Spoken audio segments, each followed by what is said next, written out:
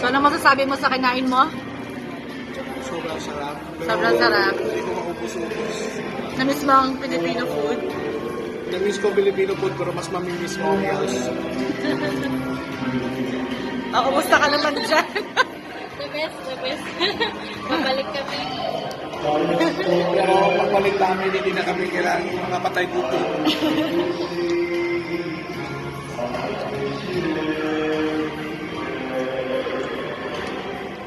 Nakasama